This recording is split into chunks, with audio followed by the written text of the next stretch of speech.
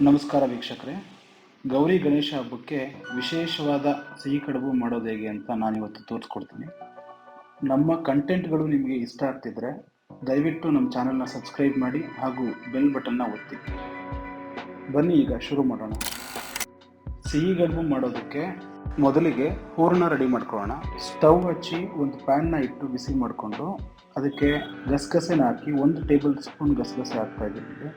ಗಸಗಸೆನ low to medium ಫ್ಲೇಮಲ್ಲಿಟ್ಟು 1 ರಿಂದ 2 ನಿಮಿಷ ಬಿಸಿ ಮಾಡ್ಕೊಳ್ಳಿ. ಒಂದು ಒಳ್ಳೆ ಅರೋಮ ಬರೋಕ್ಕೆ ಶುರುವಾಗುತ್ತೆ. ಈಗ ತೆಂಗಿನ ತುರಿ ಹಾಕೊಳ್ಳೋಣ.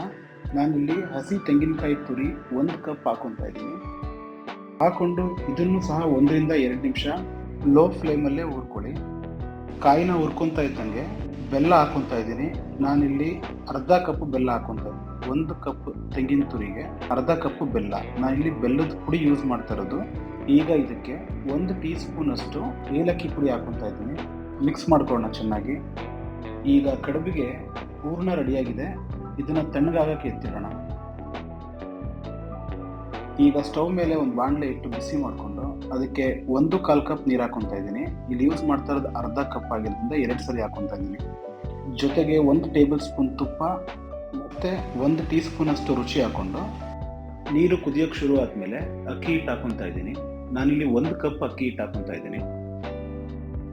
ಅಕ್ಕಿ ಹಿಟ್ಟು ಹಾಕೊತಾ ಇದ್ದಂಗೆ ಇದನ್ನು ಚೆನ್ನಾಗಿ ಮಿಕ್ಸ್ ಮಾಡ್ಕೊಳ್ಳೋಣ. ಅಕ್ಕಿ ಹಿಟ್ಟು ಗಂಟಾಗುತ್ತೆ ಅನ್ನೋ ತೊಂದರೆ ಇಲ್ಲ. ಇದು ಬೇರೆ ಹಿಟ್ಟುಗಳ ಥರ ಗಂಟಾಗಲ್ಲ. ಇದನ್ನು 1 ರಿಂದ 2 ನಿಮಿಷ ಬಿಸಿ ಮಾಡಿಕೊಂಡು ನೀರು ಜೊತೆ ಇದನ್ನು ಚೆನ್ನಾಗಿ ಮಿಕ್ಸ್ ಮಾಡ್ಕೊಳ್ಳಿ. ಈಗ ಇದನ್ನು ಬೇರೆ ತಟ್ಟೆಗೆ ಅಥವಾ ಪ್ಲೇಟ್ಗೆ ಶಿಫ್ಟ್ ಮಾಡ್ಕೋಬೇಕು. ಶಿಫ್ಟ್ ಮಾಡ್ಕೊಳ್ಳೋಕ್ಕಿಂತ ಮೊದಲೇ ಒಂದು 5 ನಿಮಿಷ ಎತ್ತಿಡಿ. ಯಾಕಂದರೆ ಬಿಸಿ ಇರೋದ್ರಿಂದ ಅದನ್ನು ನಾದ್ಸೋಕ್ಕೆ ತುಂಬ ಕಷ್ಟ ಆಗುತ್ತೆ. ಈಗ ಇದನ್ನು ಮೈದಾ ಹಿಟ್ಟು ಅಥವಾ ಗೋಧಿ ಹಿಟ್ಟು ಕಲಸೋ ಥರನೇ ಸ್ವಲ್ಪ ಗಟ್ಟಿಯಾಗಿ ಹಿಸ್ಕಿ ಕಲಿಸ್ಕೋಬೇಕಾಗತ್ತೆ.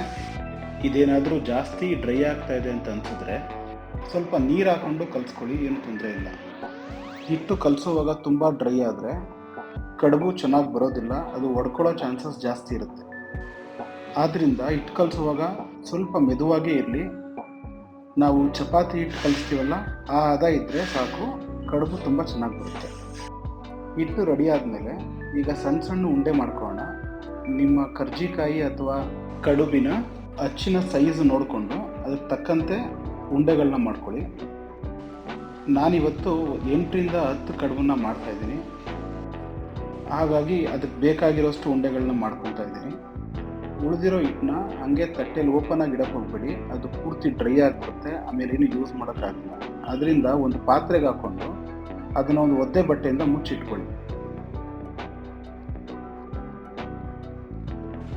ಈಗ ಕಡುಬಿನ ಹಚ್ಚಿಗೆ ತುಪ್ಪ ಸವರ್ಕೊತಾ ಇದ್ದೀನಿ. ನೀವು ಎಣ್ಣೆನಾದರೂ ಸವರ್ಕೋಬೋದು. ಎಣ್ಣೆ ಅಥವಾ ತುಪ್ಪ ಸವರಲಿಲ್ಲ ಅಂದರೆ ಅದು ಅಂಟ್ಕೊಂಡು ಸರಿಯಾಗಿ ಬರೋದಿಲ್ಲ. ಈಗ ಹಚ್ಚೊಳಗಡೆ ಉಂಡೆ ಮಾಡಿರುವಂಥ ಅಕ್ಕಿ ಹಿಟ್ಟನ್ನು ಇಟ್ಟು ಈ ರೀತಿ ಪ್ರೆಸ್ ಮಾಡ್ತಾ ಇದ್ದೀನಿ. ನೋಡಿ, ಈ ರೀತಿ ಬರುತ್ತೆ. ಇಲ್ಲೇನೆಂದರೆ ನೀವು ಎಷ್ಟು ಸಣ್ಣ ಸೈಜ್ನ ಹಿಟ್ಟು ಇಡ್ತೀರಾ ಅಷ್ಟು ಚೆನ್ನಾಗಿ ಕಡುಬು ಬರುತ್ತೆ. ಇಲ್ಲಾಂದರೆ ದಪ್ಪ ಆಗಿ ಅದು ಒಡ್ಕೊಳ್ಳೋ ಚಾನ್ಸಸ್ ಜಾಸ್ತಿ. ಈಗ ಇದನ್ನು ಕಡುಬಿನ ಹಚ್ಚೊಳಗಡೆ ಇಟ್ಟು ಹೂರಣನ ಹಾಕಿ ಪ್ರೆಸ್ ಮಾಡಿದ್ರೆ ನೋಡಿ ಈ ರೀತಿ ಬರುತ್ತೆ. ಸ್ವಲ್ಪನೂ ಒಡ್ಕೊಂಡಿಲ್ಲ, ಡ್ಯಾಮೇಜ್ ಆಗಿಲ್ಲ. ಕೆಲವರು ಕಡುಬು ಒಡ್ಕೊಬಾರ್ದು ಅಂತ ಅಕ್ಕಿ ಹಿಟ್ಟು ರೆಡಿ ಮಾಡಬೇಕಾದ್ರೆ ಸ್ವಲ್ಪ ಮೈದಾ ಅಥವಾ ಗೋಧಿ ಹಿಟ್ಟನ್ನು ಹಾಕ್ತಾರೆ. ಅದರಿಂದನೂ ಸಹ ಕಡುಬು ಒಡ್ಕೊಳ್ಳೋದಿಲ್ಲ. ಬಟ್ ನಾನಿಲ್ಲ ಆ ಥರ ಏನೂ ಯೂಸ್ ಮಾಡಿಲ್ಲ. ಆದರೂ ಸಹ ಸ್ವಲ್ಪನೂ ಒಡ್ಕೊಳ್ಳದೆ, ಡ್ಯಾಮೇಜ್ ಆಗದೆ ಚೆನ್ನಾಗಿ ಬರ್ತಾಯಿದೆ. ವೀಕ್ಷಕರೇ, ನಾವು ಮಾಡ್ತಾ ಇರುವಂಥ ಕಂಟೆಂಟು ನಿಮಗೆ ಇಷ್ಟ ಆಗ್ತಾಯಿದ್ರೆ ದಯವಿಟ್ಟು ನಮ್ಮ ಚಾನಲ್ನ ಸಬ್ಸ್ಕ್ರೈಬ್ ಮಾಡಿ ಹಾಗೂ ಬೆಲ್ ಐಕಾನ್ನ ಒತ್ತಿ.